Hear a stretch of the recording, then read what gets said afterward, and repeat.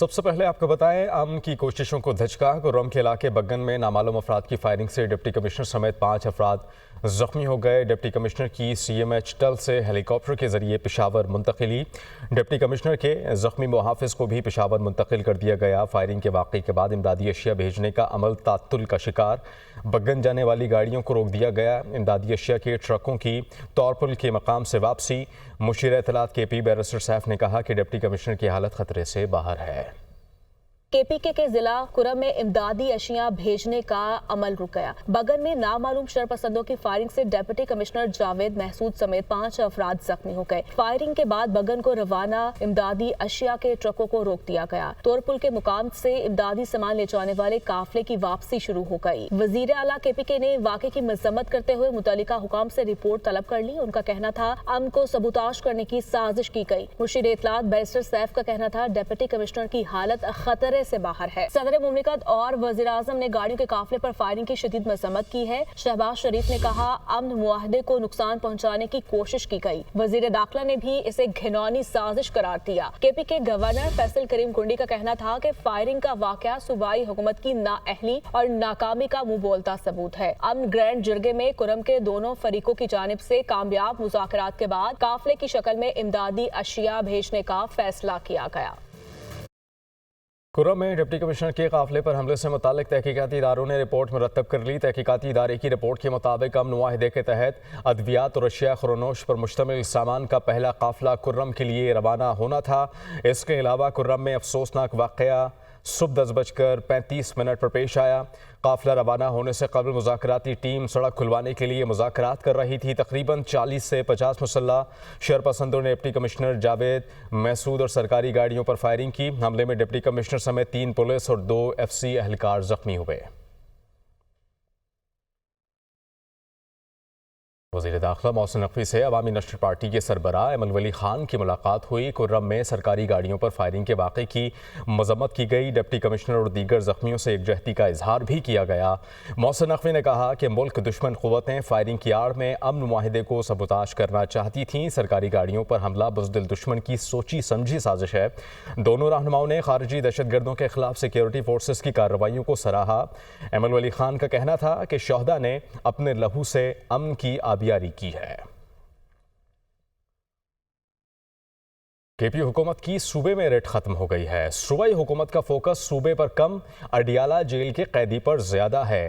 وزیر اطلاعات عظمہ بخاری نے یہ بھی کہا کہ علی امین کو 2 ماہ میں ایک مرتبہ بھی کرم جانے کی توفیق نہیں ہوئی۔ کچھ قوتیں کرم میں امن قائم نہیں ہونے دینا چاہتیں۔ وزیر اعلیٰ پنجاب مریم نواز کو پارا چنار کے بہن بھائیوں کی فکر ہے۔ انہوں نے یہ بھی کہا کہ خیبر پختونخوا میں امن و امان، دہشت گردی اور بے روزگاری بنیادی مسائل ہیں۔ تحریک انصاف نے پشتونوں کو احساس محرومی کے علاوہ اور کچھ نہیں دیا۔ جبکہ وفاقی وزیر احسن اقبال نے کہا کہ دہشت گردی کے خلاف زیرو ٹالرنس ہے۔ دہشت گردی کو شکست دیں گے، ملک میں مداخلت ہوگی تو فوج بھرپور جواب دینے کی صلاحیت رکھتی ہے۔ پچھلی حکومت دہشت گردی ملک میں داخل کر کے گئی۔ انہوں نے یہ بھی کہا کہ دوسرا فریق ڈائیلاگ کرے گا تو اچھے نتائج نکل سکتے ہیں۔ جمہوریت یہ نہیں کہ نفرتیں پیدا کریں۔ There will be zero tolerance for terrorism and terrorists.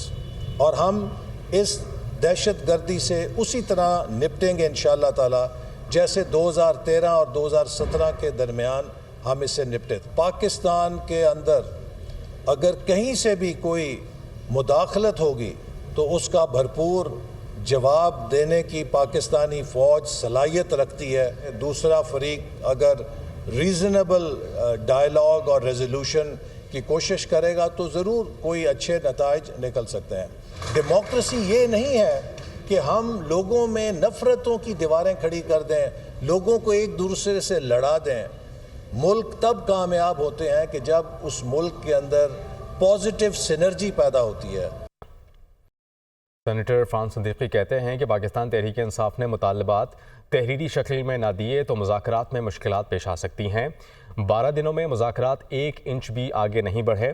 उन्होंने ये भी कहा कि कोई पसे पर्दा मुज़ाकरात नहीं हो रहे। एक बयान में उनका ये भी कहना था कि सियासी कैदी होने का ताल्लुक फ़र्द की शनाख्त से नहीं, जुर्म की नौयत पर है।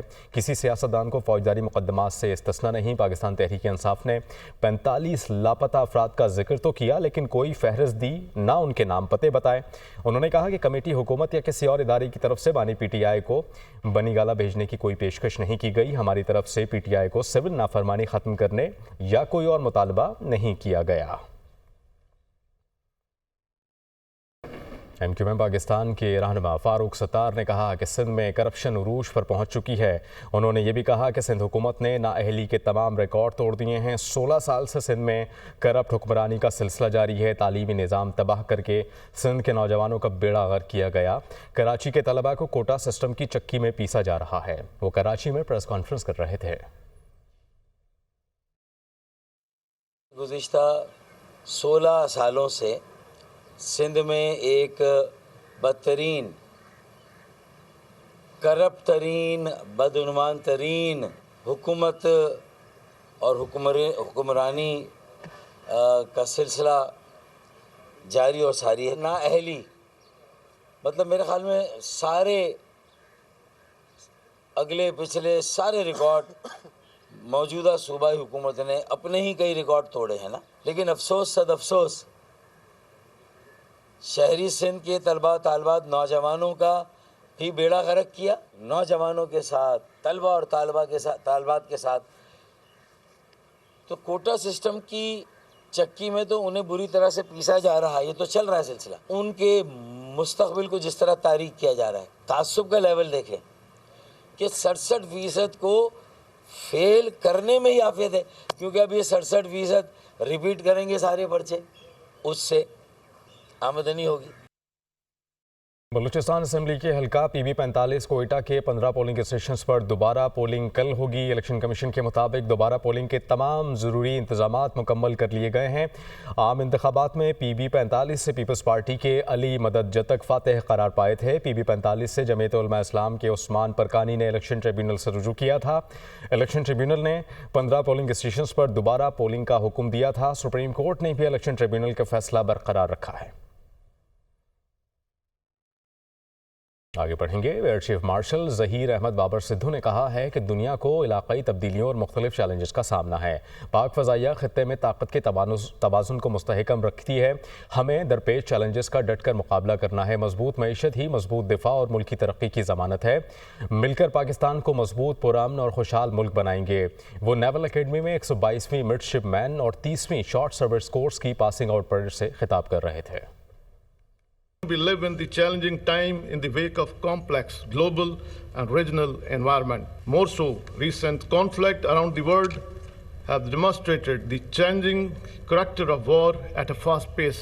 As such, armed forces of Pakistan are vigorously pursuing a very aggressive, innovative and prudent strategy of modernization. It is encouraging that Pakistan Navy is making great headway towards modernization campaign. Pakistan Air Force also realigned its operational doctrine in order to acquire multi-domain capability for full spectrum air operation. Strong economy is the key to strong defense and progress of the nation. To this end, our indigenization efforts are aimed at self-reliance in order to minimize foreign dependence and reduce burden on national exchequer. I'm sure that together we will make Pakistan a strong, peaceful and prosperous country